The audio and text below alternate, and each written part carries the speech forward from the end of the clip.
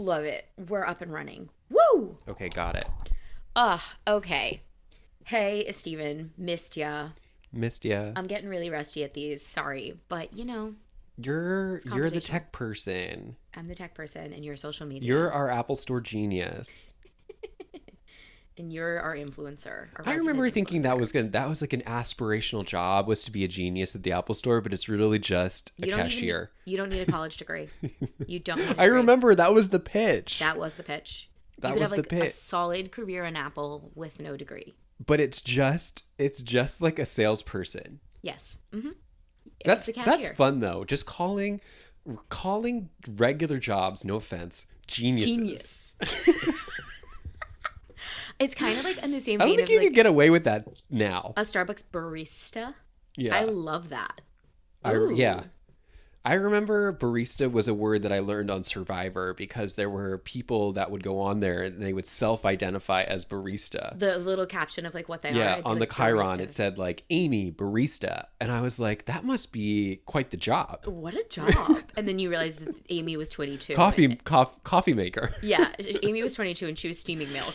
Yeah, Amy unboxed the Nespresso pods and put them in the machine. So it was 1 year in school, which like sure. It would have been the only season we watched together. We watched Survivor, and it was like Down Home Farm Girl was like the Chiron. Yeah, I think we watched the Blood versus Water season together. Yeah, and there was a girl identifying as that. Yeah, there's always like a horse girl. That's a like horse girl. Yeah, yeah. No offense to horse girls, we love you. No offense. They tend to do well. And I'm like, not surprising. It's she's resilient. Outdoors. She's resilient. Yeah.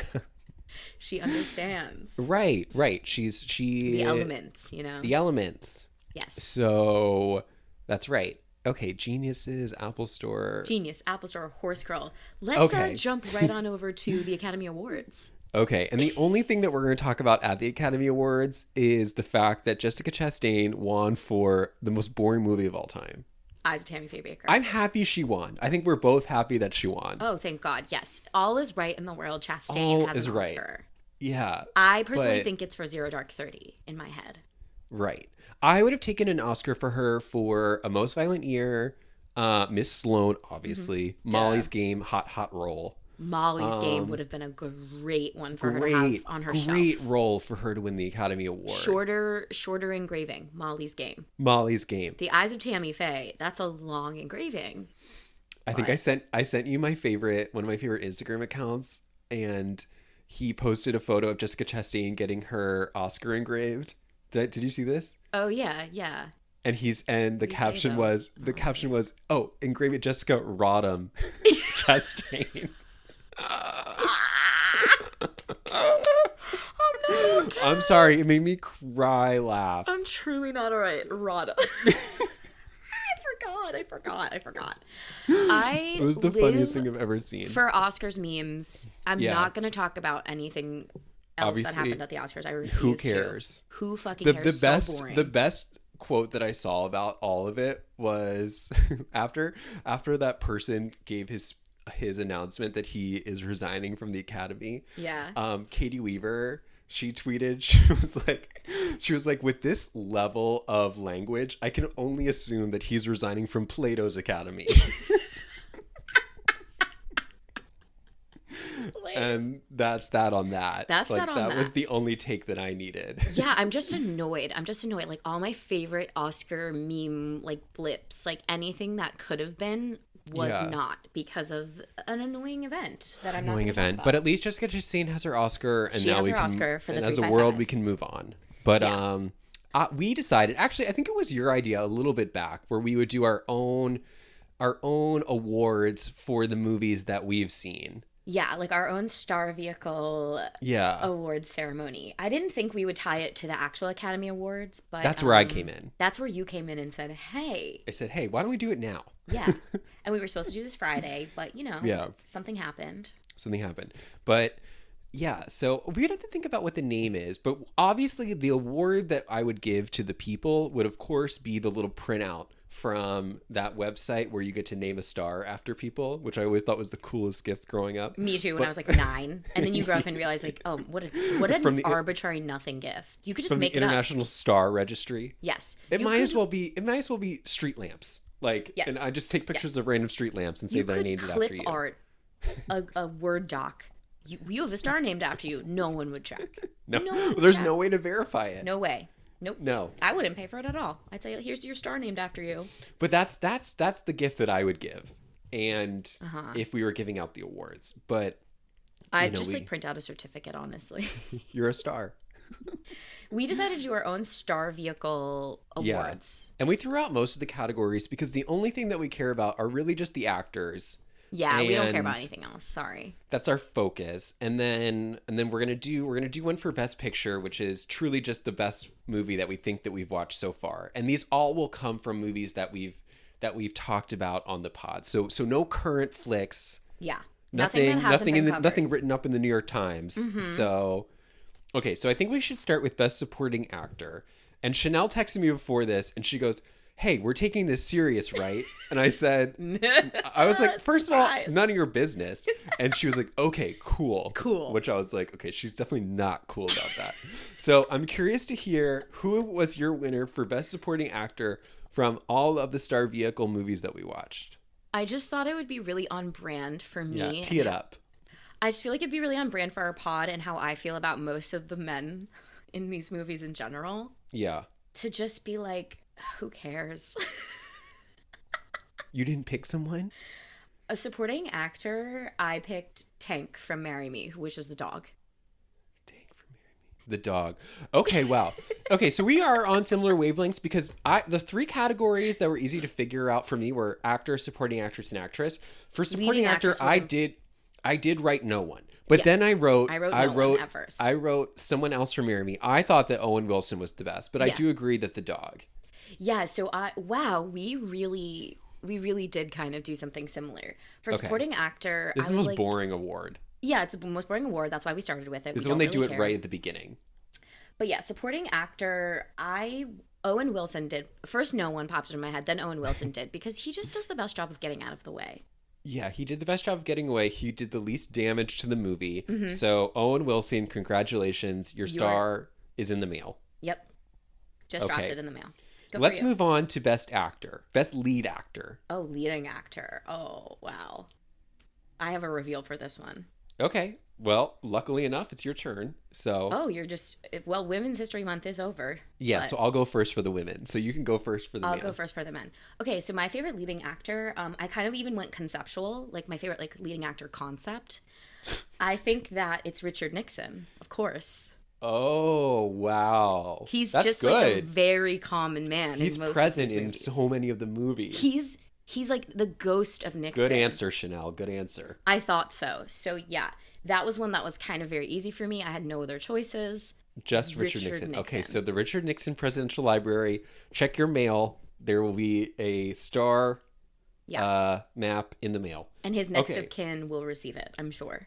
This one for me was also incredibly easy, but as you know, I'm incredibly biased here. My best actor goes to, and you might know Tom Cruise. Tom Cruise. I knew it. Tom Cruise in Night and Day. Night and Day.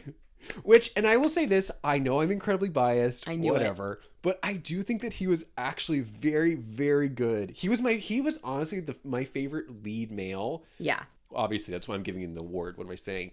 But I think he did do the best job. So I don't actually feel too bad about doing this. No.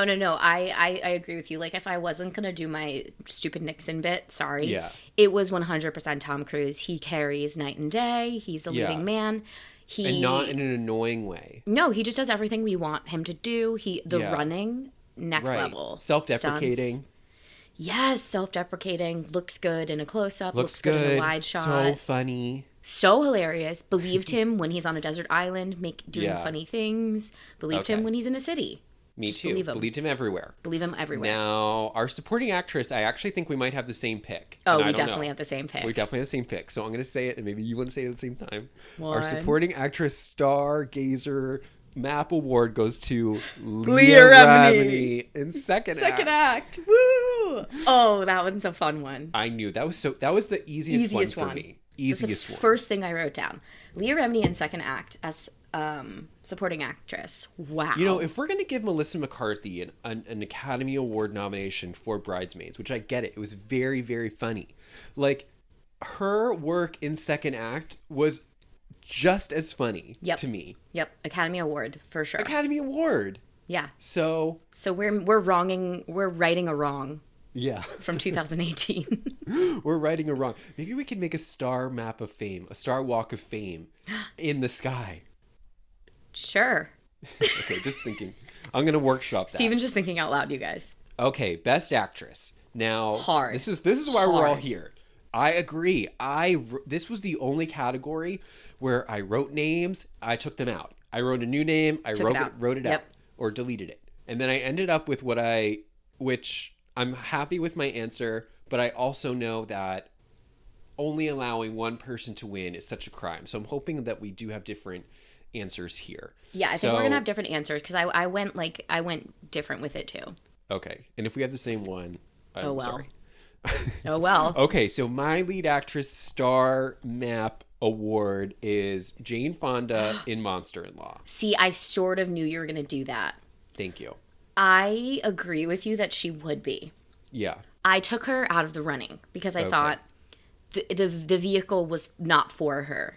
Right. It was for J-Lo. And that's why I picked her. And that's why you picked her. Because she so devoured the movie. She chewed the shit out of that movie. Yeah. She took her classical training and mapped it onto the weirdest dialogue. And I think the reason that Jane did so well in Monster-in-Law, and it's such a curious spot to start with J-Lo, is because it's arguably, out of all the movies we watched, my least favorite Jennifer Lopez performance. Yes. So if it was, and by the way, my runner-up was J-Lo in second act. Like, because to me, that's my favorite Jennifer Lopez role. Yes. So it was tough, but I thought of all the people who like truly came in and took over a movie, it was Jane Fonda. Yeah. Yep. I agree with you, and I wrote it down. I have Jane Fonda and Monster-in-Law, but then I said, okay, Chanel, let's talk about that. And I'm glad you did. I'm so glad you did. And then I said, let's shift to like who the movie, like the star vehicle was intended. Yeah. I don't know what I'm trying to say. You get it. You don't know. I don't know. This is like Barbara Walters' 10 Most Fascinating People. Yes. Except we're only picking 4. Barbara. Okay. It's just in 2022, I'm like, that's Jane Fonda's movie. In 2005, it was like, this is J-Lo's movie. Right. This is J-Lo and her low-cut jeans movie. Yeah. Yoga teacher. Dog walker. Little league coach. So I went, I think no surprise here, Reese Witherspoon in Legally Blonde. It's career making and career defining. Great. You know, I never thought of that one. Maybe it's forgettable because it just is good. It's just good. Okay. Right? I'm not mad at it. I agree. Another great performance. And in a perfect world, she would have won her Oscar for Legally Blonde and not that boring Walk the Line that she was in for 15 minutes. Agree. She should have an You couldn't pay me to watch that movie again. I didn't even watch it the first time. Don't. As with many of these. She's supporting, if anything, in that movie. Okay. So this one, I'm curious to see. So for Best Picture, you know, I really just thought of all the movies that we watched, which one to me was the most fun, the most exciting, the most laughs, and like the one that I would actually be dying to watch again. And for me, and because I wanted to bring her into the conversation, I'm like checking my notes, even though I know what I picked. You know where you're going. I'm curious if we have selected, the same. I think you probably know. I selected Night and Day. Me too. Best picture. It's the best picture. It's the best picture we've ever watched. It's the best picture we watched. Isn't that funny? Our interests, 2 overlapping circles. And I know that you might be sitting here like, what? But yeah, you guys might be confused. If you haven't seen Night and Day, it is the funniest movie I've ever seen in my entire life. It's so good. And thanks in no small part to Cameron Diaz. And that's another reason why I wanted to bring this into the conversation, because we didn't get to mention her yet. But yeah, I wanted her to get in this conversation somehow, and I was going to give her leading actress. yeah, I thought about it. I thought about it too. I think we But said I it, but I didn't either. So. So that's that. So that's that on that. In our podcast recording of Night and Day, I remember both of us having the same reaction, which was, now this is a movie. Now this is a movie. Now this is a movie. Absolutely. And I want to say that out loud when I'm watching A Star Vehicle. Yeah. I want to say that. I want to say that, and I also, like, in a very respectful way that doesn't invade her privacy, I would like to go to her house and tell her that. Yeah. I want to say we need you to come out of retirement. The wine will handle itself. Aveline, whatever. It'll work on its own. Like, we need you back. This doesn't self-sustain. We need you for these movies. We need you. And it's not like Night and Day was like some really old movie that she made. It was pretty current. Like, she still has it. Yeah, I miss Cameron Diaz. I just think that this world is a darker place with her retired. I hope she comes back. Yeah, so that award we'll send to Cameron's house so she can have it. Yeah, we'll wrap it in a package that looks like it's a cookbook, maybe. Right. And it's not. Right. It's like new wine bottles for her to look at. Yeah. Oh. And then she's like, oh. New samples.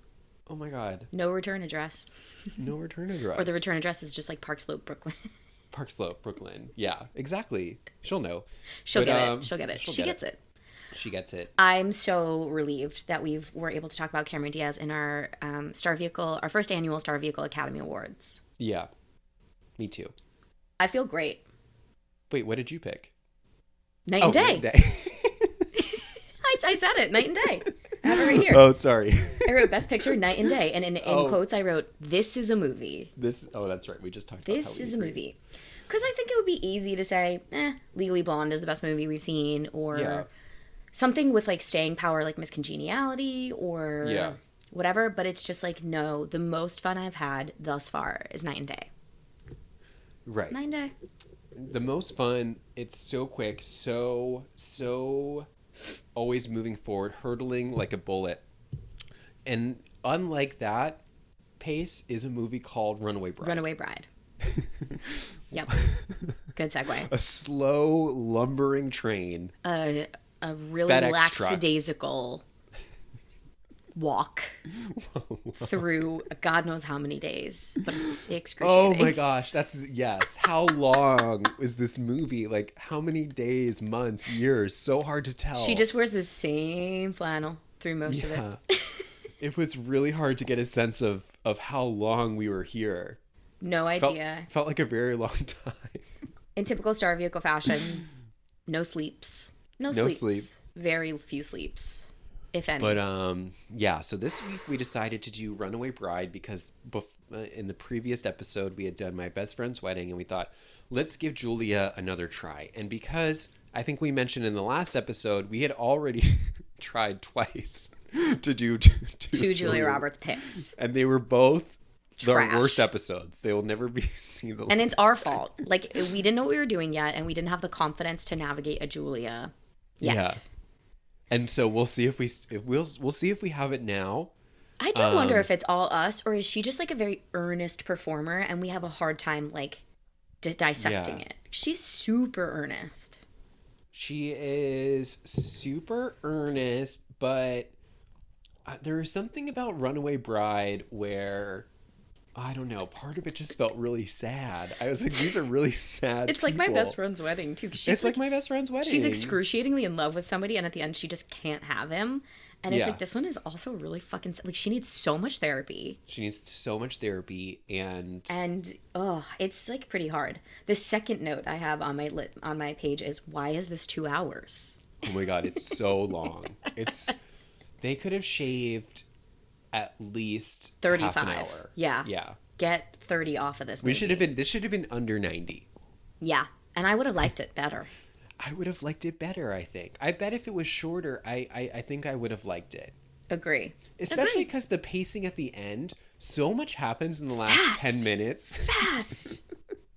She's still engaged to Christopher Maloney up until 15 minutes before the end of the movie. I was shocked by this pacing. Shocked. And then all of a sudden, in 10 minutes, everything happens. Yeah. And then there's 5 minutes of credits. So there's a lot of credits. Yep. Yeah. Which I kind of love when they do that like music and it's like, and then it like freeze frames and it'll be like Chris Maloney. Christopher Maloney. That's right. So, and by the way, great cast. Phenomenal Laurie cast. Metcalf popping up there. She's not in our star vehicles enough. No, she's not. We need more Laurie. Are you watching The Dropout? No. Oh, she's in The Dropout. I don't watch TV. I'm horrible. Oh. Okay. I'm horrible. I love Laurie. This movie does like triple best friend work for me. I love it. It's Laurie. It's Joan Cusack, who I almost gave an award to today. Does a great job. Joan as Peggy. One of the only reasons to watch the movie. The only reason to watch this movie. Also, Rita Wilson. Rita Wilson. In a great role for Rita. Great. She does great. Love to see her wherever they can fit her in. She does that. She's always an afterthought, Rita Wilson. She's always popping up. Yes. She was in that Julianne Moore movie that I really liked. Something about her dancing. She's in that Tom Hanks, is it Sleepless in Seattle? Well, they're married. I do know that they're married. I do know. In my notes, I feel really bad, but her name was on the tip of my tongue and I couldn't spit it out. So I just wrote, "Oh my God, Tom Hanks' wife," which is fucked up. Well, Women's History Month, especially in Women's History Month. It's over. Well, I screened this on March 31st. Okay, well that's on you then. That's on me. I know. Okay. I'm really sad. WHM's over. I wrote in the beginning when Richard Gere is being accused of being like a horrible person. I wrote, good thing it's no longer Women's History Month. It's like a very strange take on feminism. It's very weird. It's like this is that late 90s, like, 2000s feminism. Be a man. Yeah. Be a boy. Right, be a boy, but also like it was okay to say, you know what? Maybe I do like to make fun of women. So what? That was doesn't make me a bad person or a chauvinist. At least I own up to it. Yeah. Like that was his attitude, which and people were like, well, thank you for being honest now. Like thank you for at least being honest with who you are. In the opening frames of this movie, he says column no less than 18 times. Yeah. What column is this? Column. Your column. Yeah, but it did... Okay, so this is 1999, and I think it's the similar idea in New York City. Mm-hmm. It reminds me of, like, Sex and the City, especially the early seasons in 1999 and, like, 2000, where they would do this trope where Carrie would walk through the streets, and people would just come up to her with their thoughts on her column. Mm-hmm. And it does seem funny now because they are almost implying that everyone in the city reads his column. Knows him, yeah. And they're not afraid to come up to him and say, that was so bad. Your last column was so bad. And they know exactly what he looks like, which these people I feel like are usually pretty anonymous.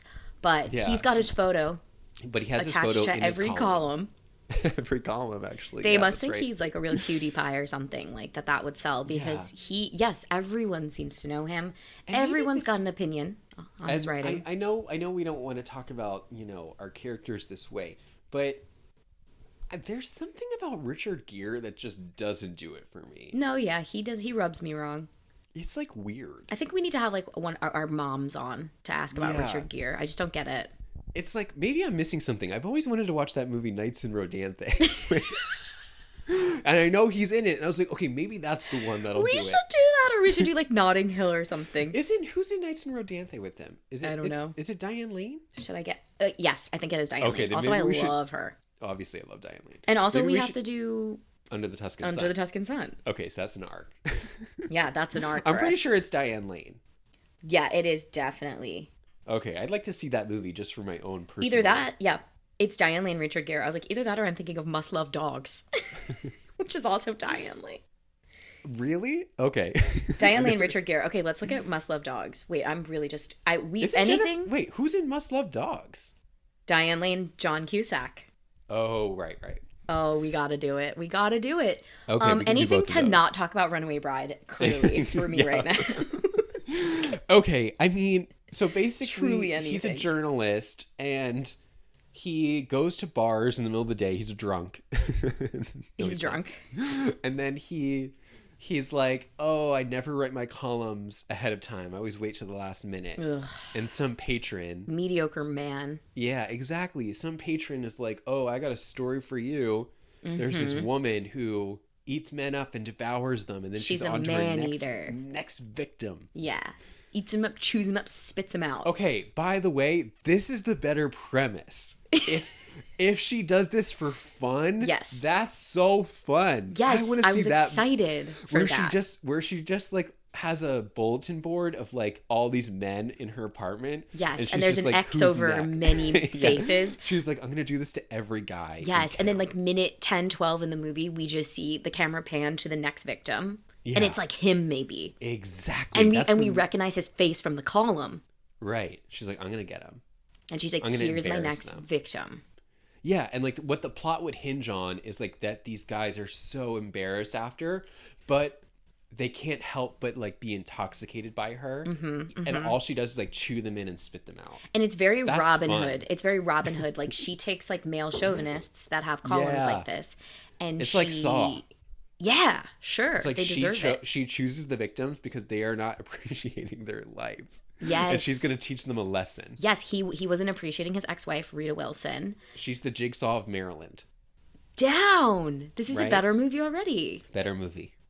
Yeah. So, okay. The column, we forget to mention that the first few frames of the movie are Julia Roberts on horseback, which I happen to think they just wanted that visual in a movie. I think the creators were like, Yeah, because I think that when the horses are involved in the movie, it never really comes back except for the fact that by the end she's like, all I really want is my own horse to ride on. Huh? And I was like, well, you don't actually need a horse. You don't need the horse at all. It's a fake problem. So just made your own issue. So you're right. It does open up with her on a horse. Yeah, and he writes bitter diatribes about women. Yeah, exactly. And they're not very nice. They're not very nice, and I think that so he then gets his idea at the bar, and he decides he's going to write his next column on this woman, this Julia Roberts, the Runaway Bride, without meeting her, and his only information is through the grapevine. Right, through the grapevine, but there's only one grape on the vine. Yep. It's just this one guy. Just one guy. So he writes it and publishes it, and of course everyone in the city reads it, including his editor after the fact, which is so strange. Yeah. And then editor must edit the piece, doesn't. Yeah, it doesn't edit it at all. Nope. And Julia Roberts, and this is where I thought, okay, this girl's fun. She's not. When she sees the article, she thinks it's an elaborate ruse. She was like, "Oh my god, how long did this take you to do?" Yeah. And they're like, "No. It's not very nice, babe." And so then Julia Roberts decides she's going to write a rebuttal, and there are multiple inaccuracies, 15 namely. She writes them all out. And she sends it off to New York City to Rita Wilson's desk, and it's enough for Rita Wilson to fire him over. Yep. She's like, this legal says it's actionable. And I was psyched. I was like, thank God. It was nice to see a consequence. I love a consequence of one's shitty actions. Yeah. And it's his ex-wife, Rita Wilson. It's his ex-wife. And him used to be married. Yeah. So, down. Right. Down. And she was like, it was a good journalism movie because it was like... I thought so. You know, the number one rule is don't lie. Okay? Don't lie. And he broke that rule. He broke the rule. And and he sticks his hand out and he's like, come on, just like give me a slap on the wrist. And she's like, no. Journalism is a profession with integrity, and you've just ruined it. It has so much integrity that he's offered a job 5 minutes later by another magazine to doing something like pro bono, right? Or like he's going to just go off on his own and try to sell it later. Right? Something like that.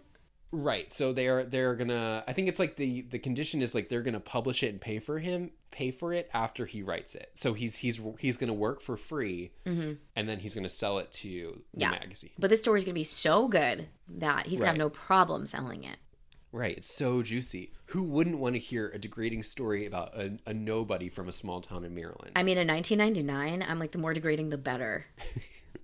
I'm like, ruin her. Ruin her life. Ruin this stranger's life. Ruin her fucking life. Maggie Carpenter, who is a carpenter. I know.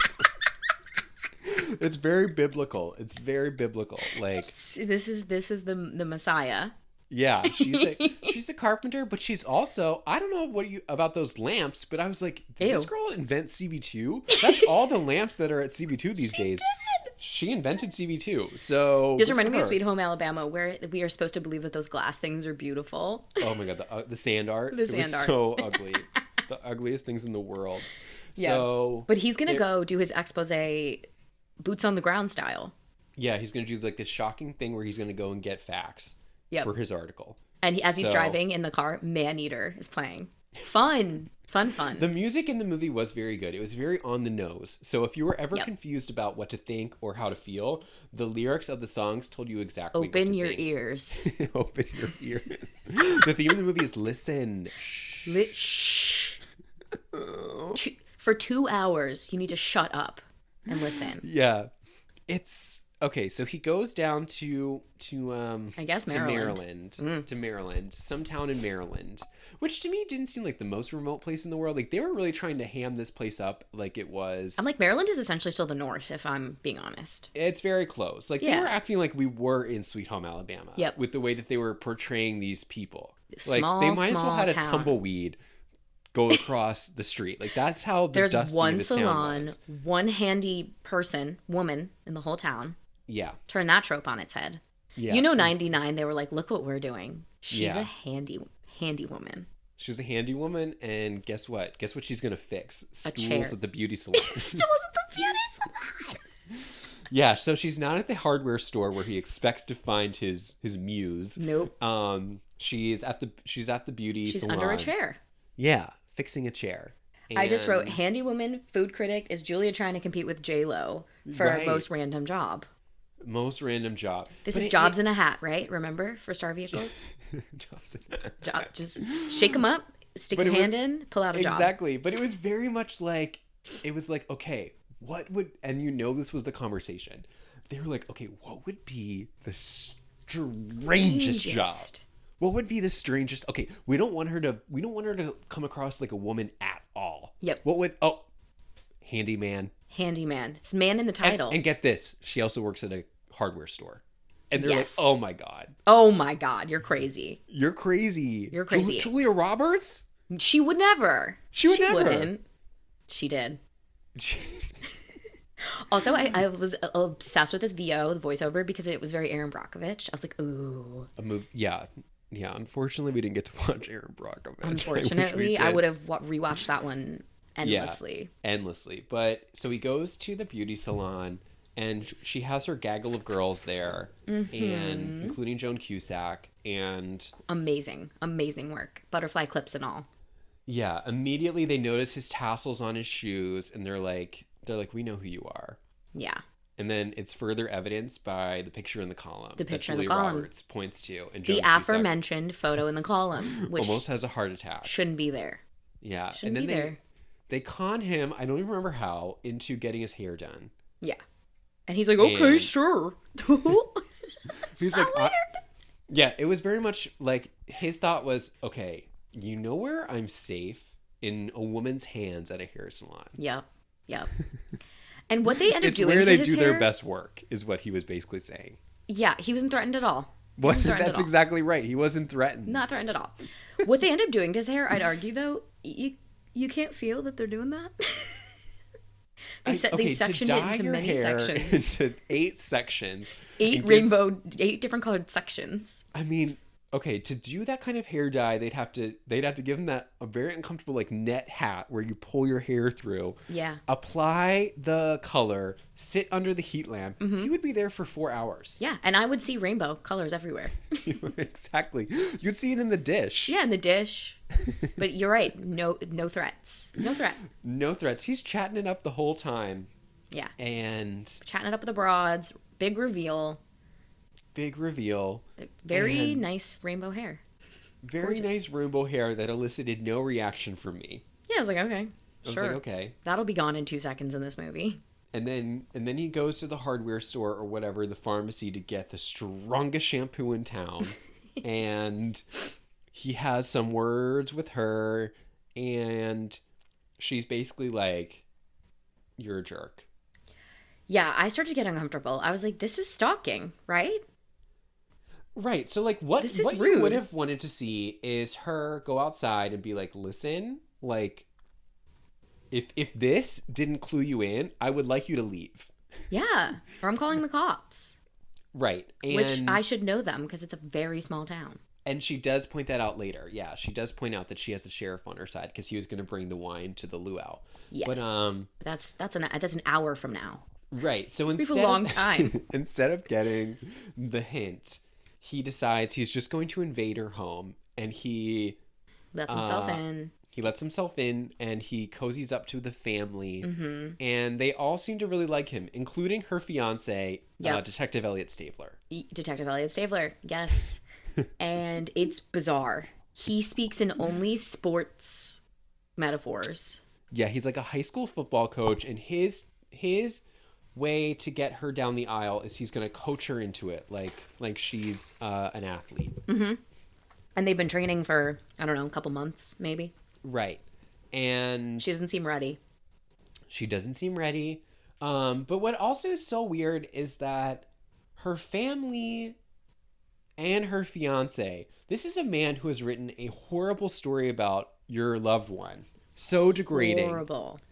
And they let him into their home, and they're so nice to him. And they're laughing. They're on his team. They are laughing it up. And they're looking at Julia Roberts like she's being a big Debbie Downer for pointing out the fact that this is the man that wrote a slanderous news article about her.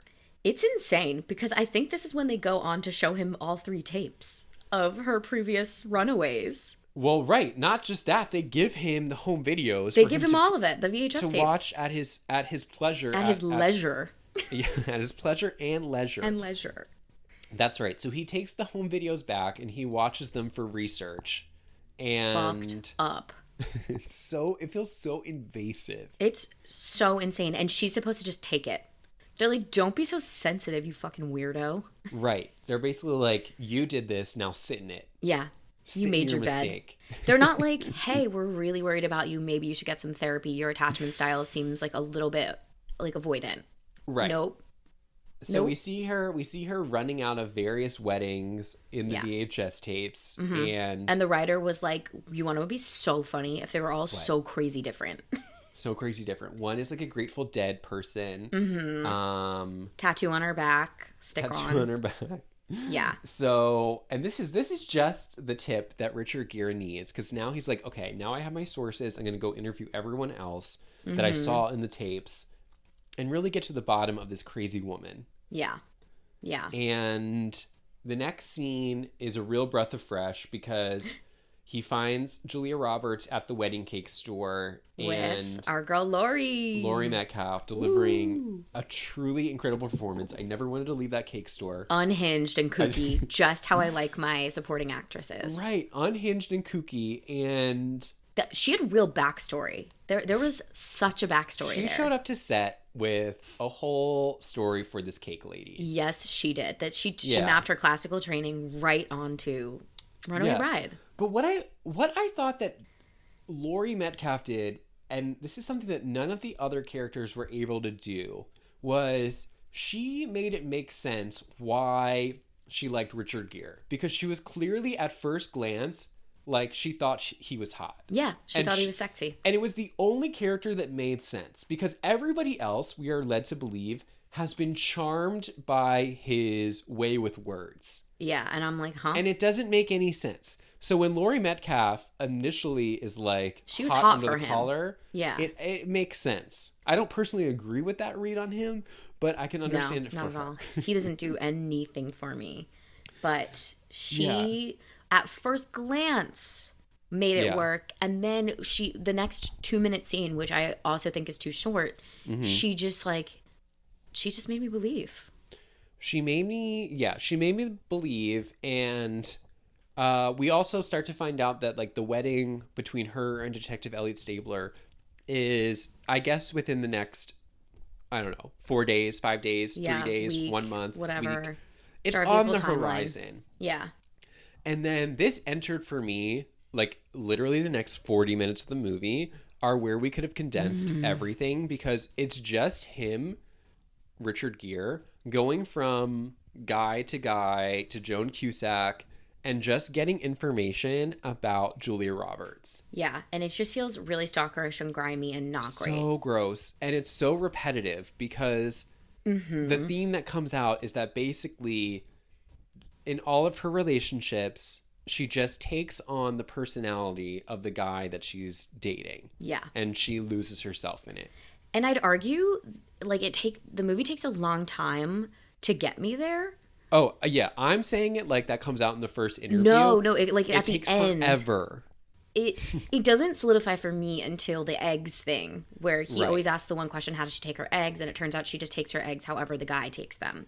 Right. So as he's going through, we don't really know what he's like, what sort of thesis statement he's operating with at this point. Yeah, exactly. So it's just like, it feels really terribly invasive when... But the way that he's acting with these guys is so smug and so gross. It's disgusting. And then there's the most disgusting scene is when one of the guys that she had dated is a car mechanic, and then she goes to try to stop him from sharing, which I don't know why he would do this, a topless photo of her with him. A topless photo! And then we find out that Richard Gere already has the topless photo. He's holding it. And he's holding it. Ho, ho, ho, it was cold this day. So gross. It was fucked up. And she, again, doesn't have like an appropriately big reaction to it. It's very small. Yeah, he was in a car jack. If I were her, I would have like hit the button so it slammed into the ceiling. Like, it was so disgusting. Send him to the hospital for that. Yeah. It was like it was so bizarre.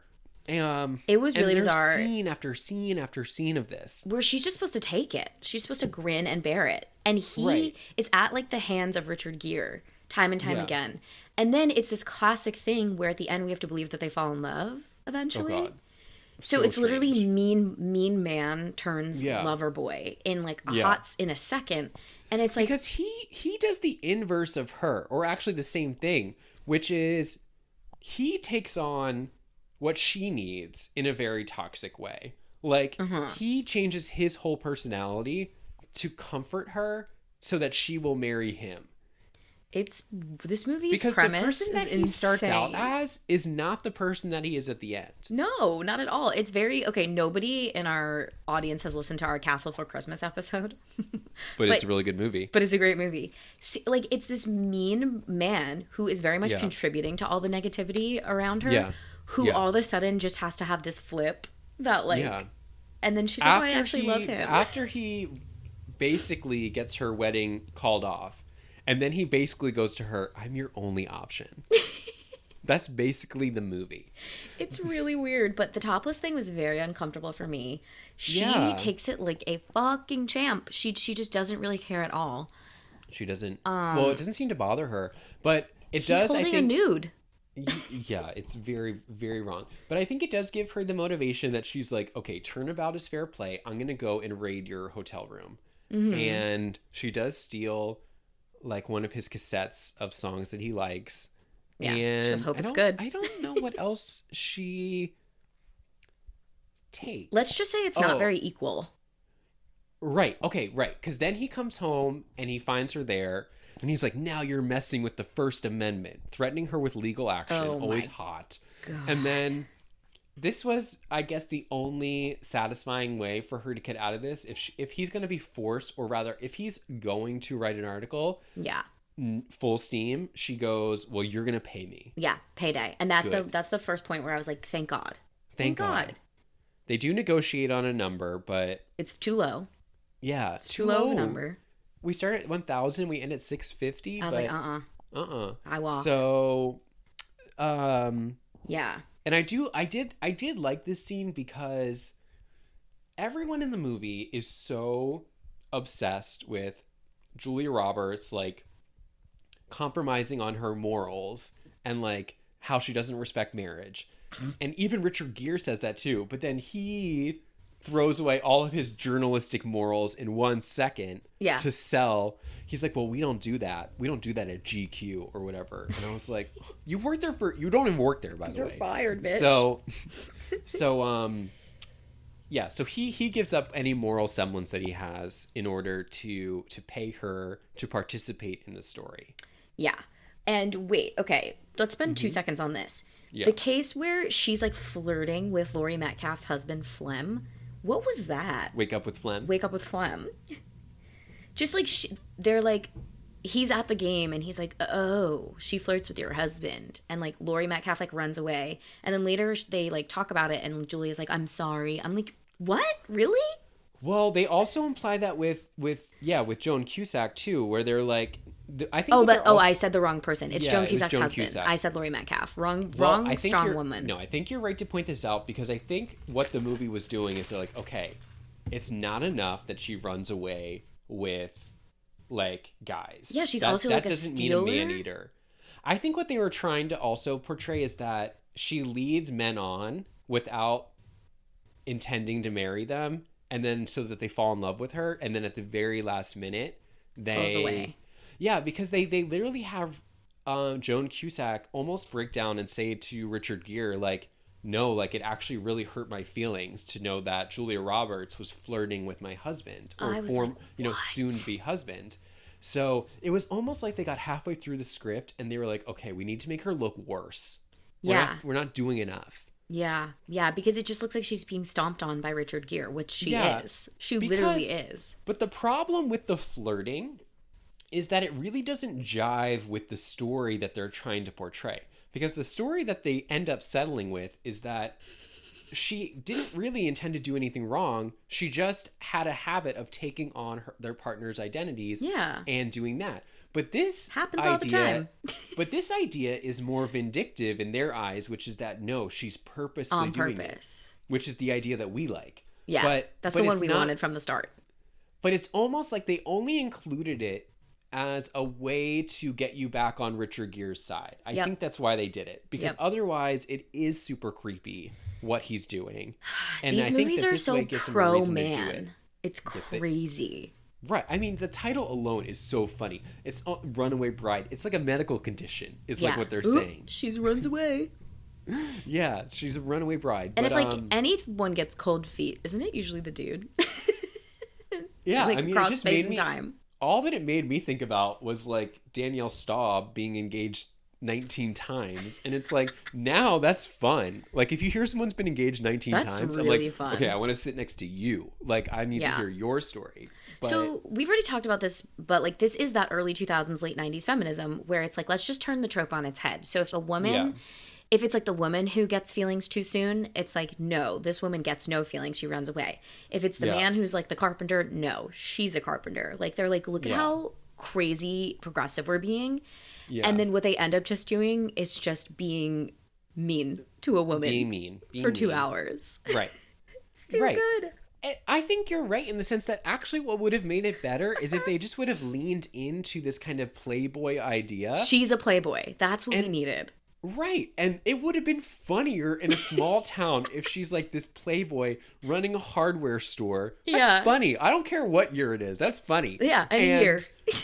And there's a tasteful way to do that in any time. She would have had the attitude of like, listen, I never give any guy any idea that I'm in love with him. They just fall in love with me. I can't help it. And she's like, I'm going to take the ring. Why not? She's like, I'm going to take the ring. I melt it down and I make beautiful lamps. Yeah. So look at this lamp. In fact, I have a lamp right here and it's a lamp of rings. That would have been such a good thing. But it felt almost like they were throwing spaghetti at the wall where they're like, okay, let's just every 10 minutes, let's like make sure we malign her even more. Let's make sure make hate her look her. Even worse. But yeah, because what Richard Gere's doing is just very uncomfortable. Very uncomfortable. Yeah. Okay, so Richard, then after this, he's like, he's also starting to like catch feelings for her. But then he realizes that the last guy he needs to interview is the guy that he met in the bar because he finds out that guy was one of her like ex-husbands, or not even ex-husbands. He was one of the guys that she left at the altar. So he goes back to New York City. And this is in the middle of the movie. Remember that he has that very uncomfortable conversation with Rita Wilson on a piano bench? Yeah, what the fuck? He's like, what happened to us or something? Yeah, so he says what happens to us, and Rita Wilson says, or agrees with him, that his problem is that he doesn't see women. Mm-hmm. Fair. He's like, be honest, did I ever see you? And she's like, no. No. Rita is like the one voice of reason in this movie, and I do love it. Rita Wilson is married conveniently to the limo driver from Princess Diaries. I was gonna say, so I was like, why is this whole movie just the cast of Princess Diaries? Because the one woman is Charlotte from the Princess Diaries, the blonde. Oh, yeah. Paolo is in this. Basically, it's Gary Marshall. It's the director. It's Gary Marshall. Yeah. Gary Marshall. So, so he goes back and he's like, maybe I'm part of the problem too. Who would have thunk that I could be who would have thought? And then back to Maryland he goes, and it's I guess it's a town tradition, or maybe it's a tradition for Julia Roberts. But they have luau. They have a luau. Was that just her rehearsal dinner? Theme? I think it was the rehearsal dinner. I think it was just her theme. Yeah. And it was a luau theme. Yeah. Yet another way she's kind of like giving away herself. Like she's not a real person. She's just like, whatever you want, luau, cool. I don't know. No, I agree. I think it also just like it made no sense. Like, what would these people know about luau's? So they part of the fun of the luau is that they all get to stand up and say something really mean about her to her face. Yeah. Hopefully there's not the sound of little pitter patter or something. Hopefully the sound of pitter patter. The only sound of pitter patter are little feet and not you running out of the church. And not you running away. Ha ha ha ha ha. I go, these toasts are fucking rude. The toasts are rude, but you know what? I will give them credit for trying. When Richard Gere stands up and gives his very self-grandizing little speech, like, I hope you guys all feel comfortable saying mean things about your friend. Yeah. If I was there, I've been like, shut up. Sit down. Who are you? Don't get to say this to us. We've known her forever. This is our luau. Get out. Laurie Metcalf does give the line reading of the century. She goes, "Let's hula." Yeah. It's the delivery for the ages. Yeah, it's very strange. And then on their way out, Julia Roberts storms out or walks away, whatever. And one or the other. What's his name? Richard Gere follows her, and Ike. What? The first time I've ever said his name in this episode, Ike. Didn't know it. And then Ike or whatever says to her, I think he like starts to admit that he's in love with her a little bit, right? Well, he's just like, why are you letting them talk to you like this or whatever? Yeah. And she's like, did I have a choice? I don't know what she says. It was something so inconsequential. It was something so rudimentary like that. It was almost like she was like, I don't need you to protect me. Yeah. But I don't really remember it because very quickly thereafter, we end up... It's the wedding day. They do a rehearsal so she can visualize herself walking down the aisle so she doesn't run. Okay, wait. I have to backtrack because we missed one scene and it was like the weirdest scene in my life, but I bet some people went nuts for it in the theater. Yeah. But okay, when they're buying the wedding dress... Oh, yeah, we did miss that one. And they basically do the Pretty Woman scene all over again. Except instead of Julia Roberts getting to have the huge moment, Richard Gere does it. Yeah, he has like the big speech where he's like, excuse me, do you sell wedding dresses? Isn't that your job? Big mistake. Huge. Because the woman is like, are you sure you don't want the cheaper wedding dress? Because you're only By the way, not a bad idea. Not a bad idea, economically speaking. The woman's like, you're only going to wear it for 10 minutes. And Julia Roberts, like, she's too earnest for this movie. Her face sinks, and she's like, but I want the pretty one, the more expensive one. And that's where Richard Gere's like, you don't treat my almost woman like this. Right. This woman who I've treated like shit for 90 minutes. You don't treat her like this. And this is something we said with my best friend's wedding. And this was the scene where I felt similar. I was like, oh, I would really kill for Emma Roberts to do this scene and go full bitch on her. Yes. Because like this would have been a great scene for Julia Roberts to handle her, and to watch Richard Gere do it. I mean, to watch a man just yell at a woman, not fun. An older woman too. Yeah. He like insults her. He's like, let me get this straight. You're a saleswoman? Yeah. Okay. And your job is to sell things? Your job is to sell wedding dresses? It was so gross. You're not being very good at your job, are you? Yeah. And we're supposed to, like, in the theaters, we're supposed to roar. We're supposed to be like, yes, he's protecting his woman. That's right. A very common theme these days. Yeah. Protect your woman. Okay, so anyway, that happened before the church, but you're right. The next day after the luau is the rehearsal, and they're going to practice walking down the aisle. Yeah, like we're in a sports movie. Ugh, Chris Maloney. Poor Detective Elliot Stabler. He really does nothing wrong in the movie. He is just kind of an idiot, but... Yeah, he's a dum-dum. He doesn't, like... have any malintentions. Sure. No. I mean, I think that anybody in his position should like reasonably deduce that she doesn't want to marry him. Yeah, but he's just like a happy idiot. He's a happy idiot. He's like, oh, she's going to walk down the aisle this time. For Yeah, sure. she I have no loves- evidence to the contrary. Right. It's like, bro. Yeah. I did love her Julia Roberts smile when she was on that football thing and Yeah. he had the team push her and she's like- she gave us a real organic smile. That was a really cute scene. I love a Julia Roberts smile. But yeah. Yeah. So, okay, so they do it. And they he's given practice. like streaking towards the goal line. Yeah. He's giving a lot of sportsy, metaphor-y things. He's coaching, but he has Richard Gere stand in for him so that he can give the coaching commands. What could go wrong? What could go? Stand in my place where the groom stands down there. And she makes it down the aisle, and they have a big old kiss. A long one. A long kiss. So disrespectful. So Actually, on both of them. Indefensible. Indefensible. Poor Chris Maloney.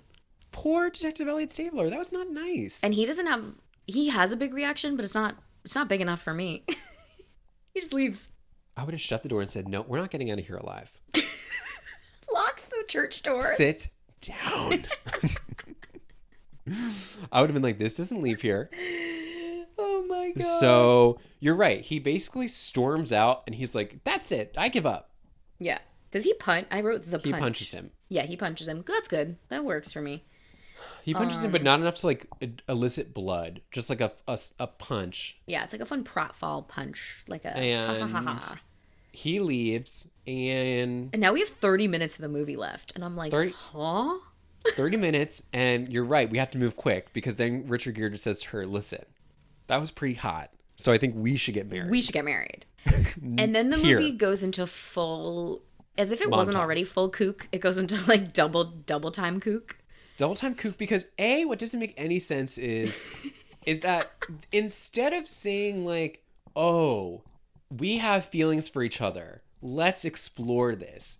Let's date. No, the wedding's paid for. We'll just get married that day. Yeah, and then they've got like tomorrow. They've got the church like signage, and it's like, and then the guy's just flicking off the old name. I think his name's like Bill or Bob, and then he's flicking off the letters so they can make Maggie marry somebody new. Right. They're like, we're used to it. We get it. Yeah. Yeah. And it feels very much like we're watching a sports announcer. Like the movie turns into sports comedy for me. For this like for this 10-minute segment, it becomes sports comedy. And they're like, will she or won't she? Is Maggie going to do it or not? Like, stick around to find out. Right. Weird. The town is on edge to find out what Maggie is going to do. Yes. And you're right. We only literally at this point, we have maybe 20 minutes left of the movie. Mm-hmm. So the montage is kind of long. It's like a 4-minute montage of things that we're supposed to understand happened from, I guess, Friday morning till Saturday morning. Yeah. Also, are they playing cards? Maybe. In just like a really sexy way. They're like, oh, ha ha ha. And they were playing like war. They had to do a lot of romantic movement in 24 hours to get them ready from enemies to husband and wife. Yes. And I think that they put activities in a hat. Yeah. Activities said, in a hat, exactly. What can we capture?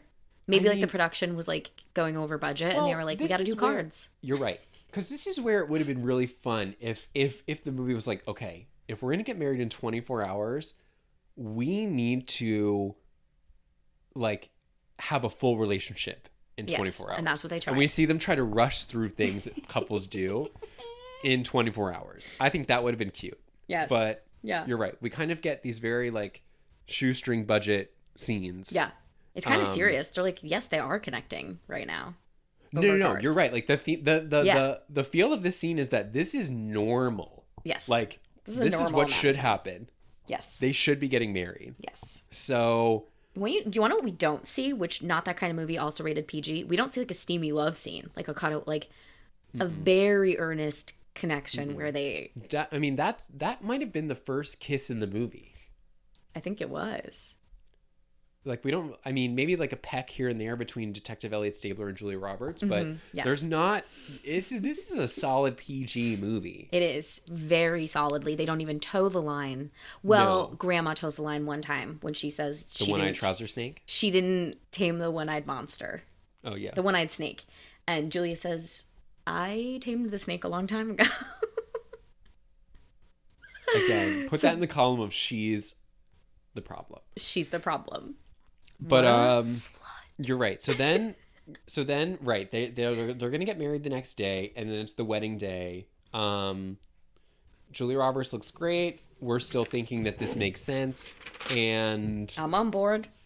She starts walking down the aisle. Oh, like a weird lovers montage. Ugh. Yeah. It's so weird. It's like, I mean, watching it now, you're just like, this doesn't make any sense. Makes no sense. And then she's walking down the aisle and she starts to get a little twit in her eye. And her avoidant attachment style kicks in. Yeah, she's which like, we haven't worked on the whole movie. She kind of walks like a horse. She's like kind of jerking back and forth. Yep. And then she turns and runs. And then this was the first time. Did you laugh? Besides the backpack scene, yes. This was the first time that I audibly laughed because it was so insane.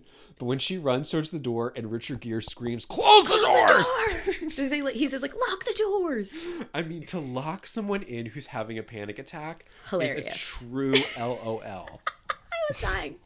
I laughed at the backpack. I laughed when she's ringing the bell and she's falling. Yeah. And it was just so funny to me. I mean, to lock her in the church and force her to marry you. That's funny. Hilarious. So, but we don't get to linger on that very long because we kind of she finds a side exit pretty quick.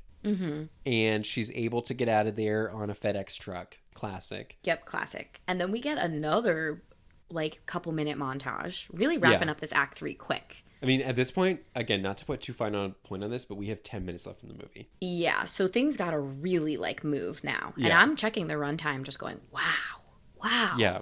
Wow. Yeah, now we're treated to 3 minutes, like you said, of just sad. Now it's sad, but it's what needed to happen the whole time, which is she needed to figure herself out. Yeah, Single. You're right. She needed some time to think and reflect and think, why am I behaving so badly? Yeah.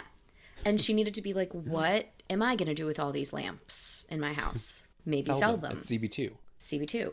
What kind of eggs do I enjoy? Because he's got a real point. I just like go with whatever my guy wants. So she's testing egg recipes. Like, and you saw she cooked all of them perfectly. Yeah, exactly. Very funny. Very funny. You're right. So she's sulking. She's figuring herself out. Yeah, and he's sulking too, back to New York, right? Because then he has to find the lamps. Yeah, he has to go back to New York too. And then eventually, and this is something that we saw him do, but now if turnabout's fair play again, she breaks into his house. And she's sitting on the couch. Oh, how the tables have turned. In a very New York sweater. She's not dressed like that Maryland small town anymore. Nope. She's dressed like a city girl. City girl. I love a city girl. Yeah. And she's in his place, waiting for him. Waiting for him. How she has his address, I have no idea. So, and then she basically says, listen, I'm fixed, but when we get married, there are going to be times where you're going to want to run away. You're going to want to run. Me. And it's not going to be perfect. And I'm going, you're not selling it, babe. You're not selling it. So much so that he like literally tries to get up. She's like, listen, this is a once in a lifetime opportunity. Yeah, don't close your eyes because you're going to want to see this. I've never done this before. I was fucking dying at this point. It's funny though, because like this is the scene that we are supposed to be melting. Yeah. It's that 10th hour speech that we love in every movie. I mean, to me, it was the most absurd 10th hour speech I've ever seen. Like, she presents him her running shoes as a token to be like, I'm done. He's like, what's the used trainer? What? And she goes, my running shoes, I'm giving them to you.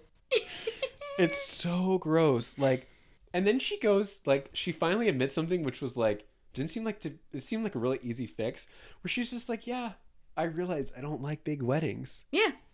I'm like, oh, that was the problem. That was the problem. And I want my own and I want my own horse. I want my own horse. I don't like big weddings. And I like my eggs poached.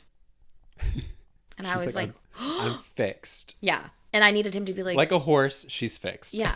Yes. She's a broken stallion. He's like, oh, did you go to a couple months of therapy before you came here? And she's like, no, I figured it out on my own. Which is the way... I love that view of mental health, yes. Which is, if you can't figure it out on your own, you're weak. You're a weak person. Because she figured it out on her own in a montage. Yeah. 4 minutes. Maybe a week. It might have been a few days. How long? She probably blocked it off her calendar. Monday was egg day. Tuesday was wedding day. Monday, egg day. Tuesday, get your lamps in a shop in New York City. One of the days was horses. Wednesday, get your own horse. Thursday, propose. Yeah, this very well could have been 3 days later. Yeah, that's what I'm thinking. How hard could it be to get your lamps in a New York City retailer? Not hard. Not hard, I would think. Not hard. When you have lamps that look like that. Yeah, that will. Because he does walk past a window of the lamps, right or wrong? Right, no. She does get her lamps in the window. Yes. And it's very similar to Sweet Home Alabama, except, I would never want one of those lamps in my home. No. But I did think to myself, people would want those lamps in their home. Yeah, if you're annoying and like if you're modern. Annoying. Yeah. But no one would ever want the sand art in their home. No. It's so ugly. No. That's a given.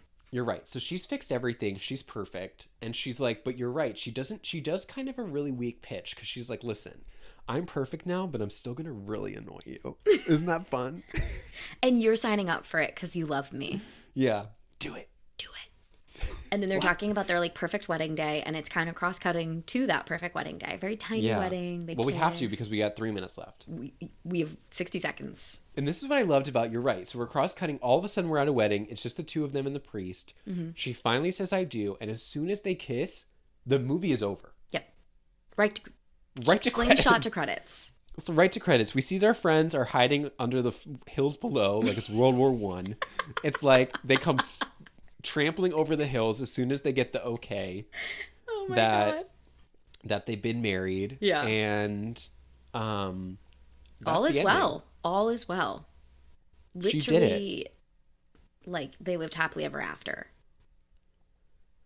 It's hard because I did wonder with these two. I was like, hard. Okay, what is the shelf life for this? Yeah, you have a pretty good read on this. Normally you're like, they're done. There's just so much to work out. Like, is she going, like, okay, at the end of Sweet Home Alabama, obviously those two were like insane people, but they both knew that they were going to live in Sweet Home Alabama. Mm-hmm. Here, I'm like, where are we even going to live? Like, is she going to be commuting from her hardware store in Maryland to New York? To New York, yeah, Richard Gere is not moving to Maryland. I can tell you that right now. No. And I don't think that she's going to like it. And is he going to give up his diatribes against women? No. Who knows? Like, there's a difference between selling your lamps in New York City and living in New York City. Mm-hmm. Huge difference. Hate to point that out. But I think that I think it's going to work out because Richard Gere knows that she's more valuable married to him than she is divorced. Okay. I'll stand by that. I think that he knows that this is the only way to keep his journalistic career is to stay married to her. Yeah. I bet. I just think it's like at this point we're led to believe it's chemical. It's like it's Richard Gere and Julia Roberts. Like there's a reason they got butts and seats in the 90s. But they still haven't had. They've never dated. Well, they played cards together. They played cards. You forgot. They played 2 rounds of Go Fish. But you forgot. So that's on you. Right, like with Sweet Home Alabama, right? As much as I detested their romance, they had already dated, right? Like they had already done some of the groundwork. Yeah, back in the day. The history was there. He knows her if it's been a day. Like, yeah. He really hasn't. He's maybe spent a collective 14 hours with her. I just like don't understand movie love. I think this is why I'm so fucked up. It's like you're led to believe it's this quick. Yeah, but I think you're right. Like it's also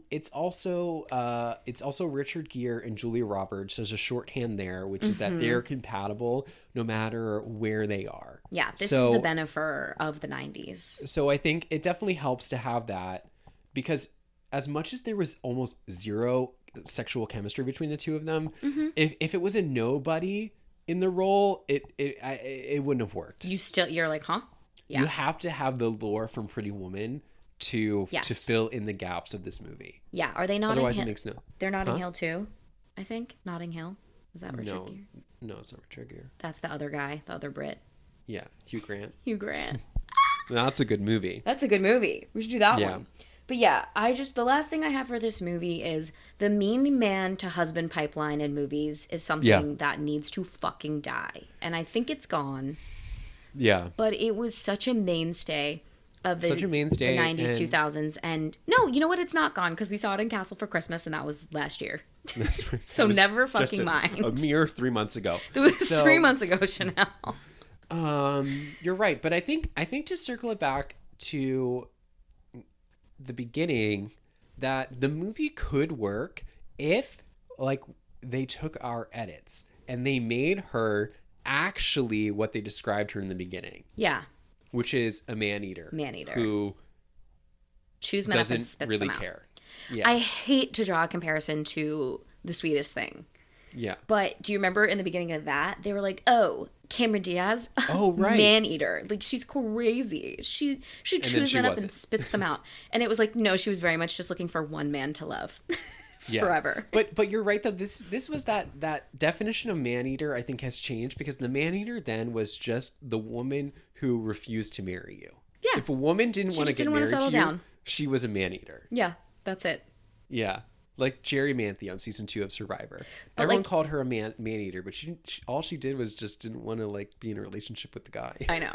In 2022, in the spirit of equality, I like to think man-eater would literally be a man-eater. Like Jennifer's body chews them up, spits them out, and kills them. Man-eater.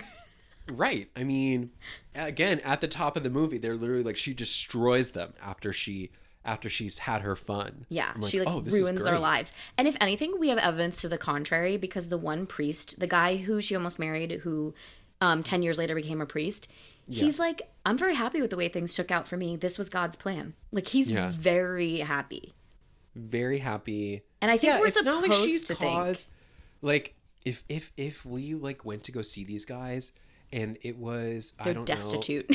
Yeah, like Sixth Sense, like they're sitting in wheelchairs, like rocking back and forth, like so traumatized, I'd be like, okay, something's wrong here. But they were all normal, well-adjusted, and all had seemed to move on quite nicely. Yeah, it's like she pushed them to their real destiny. Yeah, it was really only that one guy who studied Locust that was really harboring a vendetta. Yeah.